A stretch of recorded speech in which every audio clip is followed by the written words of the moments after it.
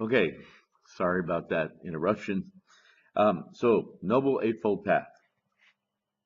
An interesting fact that I mentioned because it'll help us to understand the evolution of the teaching of Buddhism. Um, Originally, as I stated, the Eightfold Path only led in Theravada Buddhism to arhatship. But as Buddha taught in future stages, um, insight or prajna became the central soteriological instrument, leading to a different concept of the Eightfold Path, because then, when insight became important, suddenly the Eightfold Path opened itself up to uh, leading the aspirant, the practitioner, to bodhisattva states, which he could then transcend and actually achieve the Buddha life condition in this lifetime. This is the Lotus Sutra. This is what we practice here. And so I'm going to get to that. Um, it's a very exciting development in Buddhism. Um, right now, I'll just go over the 8 uh, aspects of the path, just so we have this discussion. Um, and it's important to have. Remember, this basically comprised the meat of the practice of Buddhism for hundreds of years. And there's still sects out there to where this is it. And it's important for you to know this. Right view, we've already talked about our actions have consequences. Death is not the end, but just the other side of birth in an endless process of life. Our actions and beliefs have also consequences after death and their dissipation into the quiescent whole. Um, it wasn't until later um, in his teachings, and I wish I could give you a specific sutra, it's not coming to mind. But at any rate, when prajna became central to the process of enlightenment, um, that's when they folded karma, causal chains, nidana, and rebirth, and the importance of the Four Noble Truths into the Eightfold Path. That's huge, all right? And we've already covered it. Um, right intention could also be called right resolve. Um, it's for the monks, it meant giving up home life, living in a monastery and so forth. But it also applied to nudo, like me, or bhikshus, monks that lived amongst the people. Um, different, or lay people, just lay practitioners. Um, at first it didn't. At first it was strictly for the practice of monks, but later, um, after Hinayana, um, for the layman, a right view, this factor has two levels. At the mundane level, the resolve includes being harmless, not causing harm, and refraining from ill will to any being, as this accrues negative karma and leads to rebirth. At the supramundane level, the factor includes a resolve to consider everything and everyone as impermanent, a source of suffering, and without a self or intrinsic nature. Ta-da! Haven't I already shown you that? So you already know this. So that's why I'm not going to spend a whole lot of time on this. And as I've said several times throughout this series, if you get this meat, if you get 3,000 realms in a single moment, and Ichinen Sanzen, and you understand from quiescent energy to this incredible network of causal chains that come to manifest sentient beings and reverse the process as we go back in, then you're not going to have trouble at all with any of the Buddhist concepts, because it's all about that.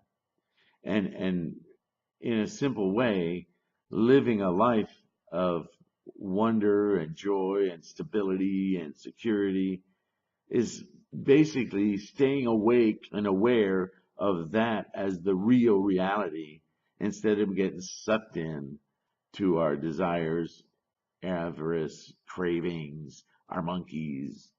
If we just quiet them down and understand what we've already talked about is constant. Look, if somebody's pissing you off and you suddenly think, oh yeah, he's not permanent. He's not he's not a real thing. He's not an enemy. Of course there are exceptions to this when somebody's wielding a sword at your head. I'm not saying stand there and go, well, the sword's not real, so I'm going to be fine. That's not what we're talking about. We're talking about the processes at work. And if you understand the processes at work, you may be able to get out of the way and resolve the problem with the guy with the sword in a much more efficacious and life-affirming manner that saves your butt and educates him, instead of reacting with your monkeys and picking up a rock and killing him. You see the difference? One is aware of what's really going on. The other is just reacting in kind. And all that's going to do is create more suffering for you and everyone. Okay? Right speech, no lying, no rude speech, no telling one person what another one says behind them, no gossip, no misleading, no manipulation. That's the world of anger. Right conduct or action. Don't kill. I mean, these are pretty obvious. Some of them are more subtle. That's why I'm going through them. No injury. Don't take what's not given. No sexual misconduct. The prohibition on stealing in the Pali Canon is an abstention from intentionally taking what is not voluntarily offered by the person to whom the property belongs. This includes, states Bhikkhu Bodhi, taken by stealth, by force, by fraud, or by deceit. So a little more, any manifestation of that is wrong. Right livelihood.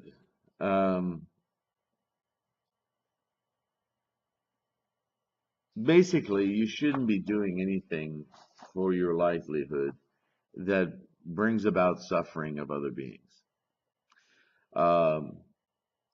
You could take that to mean that you shouldn't sell guns or weapons, because there's no other purpose for a weapon than to injure another person. So don't make that your livelihood. Don't make your livelihood trafficking in humans, prostitution, slavery, anything like that. Don't traffic in intoxicants. That's a big one. You see, Buddhism, all of Buddhism is about sharpening our perception, deepening our ability to understand, unclouding the mind. So obviously anything that clouds the mind is a big no-no. What are you doing? Right? You're not being Buddhist. You're not practicing Buddhism.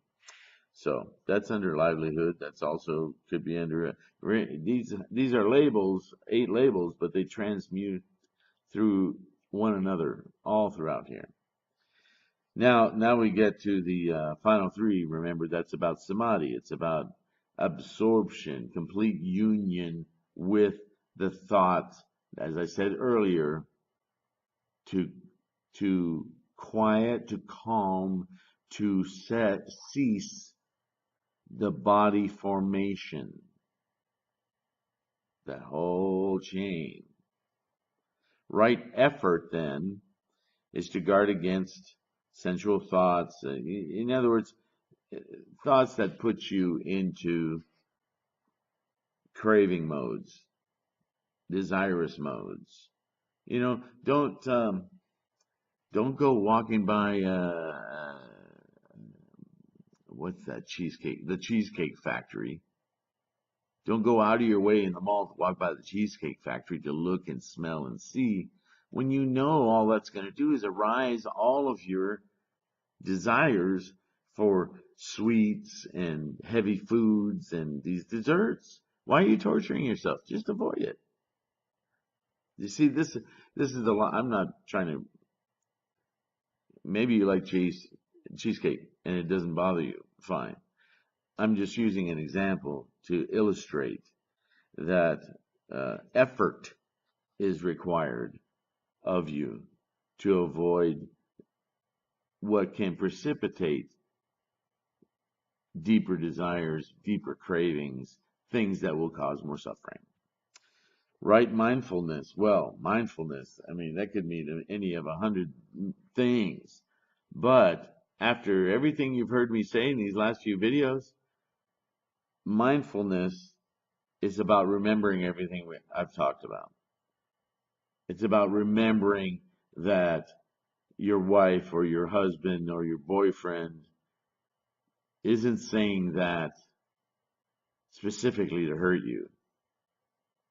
He may be thinking that as a human, but he's got to look at his own cause making and try to understand why he's lashing out. But you understand that that's a process that he's not handling well, and he needs maybe your help in calming his cravings and his boo-boo monkeys in his head so that he can handle whatever it is that's frustrating him and causing him suffering, that's then causing him to react the way he is. And you need to do this as well for yourself so that you don't go, oh yeah, okay? You need to go, oh, stop. Let's just take a breather. Let's walk around the house once. Let's try to understand what it is that's hurting us so badly. And I hope you have a partner you can do that with. Believe me, this is so difficult for us to do for ourselves. Imagine in a relationship how difficult it is to do with a partner. It's tough, I'm telling you. This is why we're talking about effort and mindfulness and then right concentration. Because if you can focus your mind, really concentrate on this truth, the truth that everything is impermanent, that everything about you, as well as everything in your environment, is just, it's a blip in time, and it's not real. I mean, I have to be careful about saying not real. I apologize. It's real as a precipitation of karma, of all these causal chains. It's real in that sense because you experience it with your human facilities, mind and memory and epistemology. But it's not real in the bigger picture of the life process. It's just this intermittent struggle to calm the very things, the very processes that made it possible for us to be sentient beings. It's almost contradictory, but it's just like developing a new sense. You develop a sense of yourself that lets you know that this existence as a human is just for you to observe and enjoy. Suck the marrow out of it. And that is true for every single thing around you. From the dog to the grass to the tree to your neighbors to the guy who just ran into the back of your car to water. Everything is like this.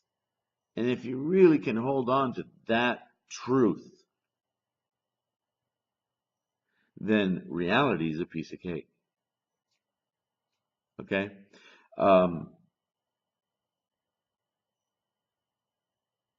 I think after this talk,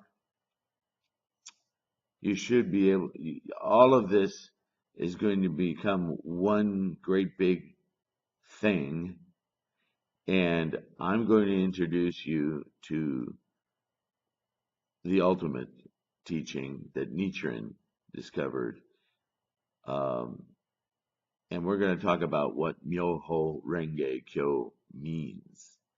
Probably the first time you're going to hear it the way I'm going to explain it. So, yeah, I'm really looking forward to that.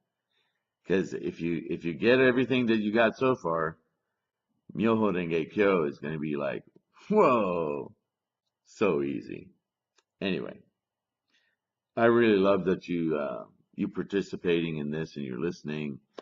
Please give me feedback so I know I'm not just talking in circles to myself. I know you're watching. I see the views, and I truly appreciate it. Be happy, live well. Let's do Sancho, and we'll end this particular lesson and look forward to the next one. Thank you once again. Nam Myoho Renge Kyo. Nam Myoho Renge Kyo. Nam Myoho Renge Kyo. Thanks, everyone. Bye-bye.